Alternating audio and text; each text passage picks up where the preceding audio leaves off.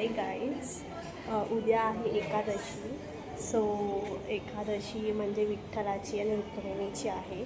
So मी काढणार आहे उद्या रांगोळी एकादशीसाठी.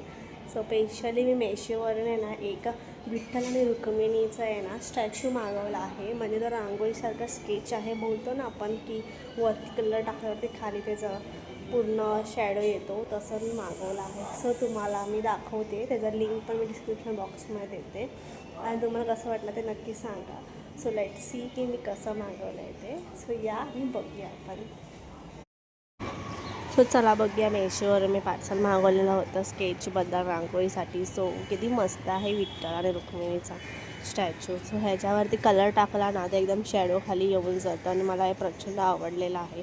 सो मी विचार करत आहे की कोणत्या कलरमध्ये बनवू, व्हाईट कलरमध्ये बनवू का ब्लॅक कलरमध्ये बनवू का कोणतं बनवू. सो माझ्याकडे खूप सारे कलर होते, तर मी लक्षात येत होतं की स्काय ब्ल्यू मारला की कसं वाटेल. सो मी बोलली ठीक आहे, आपण एकदा ट्राय करूया.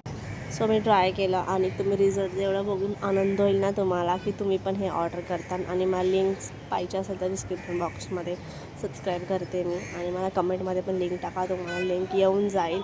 आणि लाईट ब्ल्यू मी टाकलेला आहे ऑलरेडी, आणि लाईट ब्ल्यू नंतर ब्लॅक शॅडो पण टाकलेला आहे. आणि शॅडो टाकल्यानंतर एवढं भारी दिसतं. तुम्ही बघू शकता खाली की मी दिवा लावलेला होता आणि तुळस ठेवली होती त्याच्या बाहेर. बघा तुम्ही किती मस्त वाटतं आहे हे. सो मला हे खूप आवडलं आहे विठ्ठल रुक्मिणीचं. आणि तुम्हाला पण पाहिजे असेल तर तुम्ही पण मला लिंक म्हणून कमेंट करा, लाईक करा, शेअर करा. Bye bye.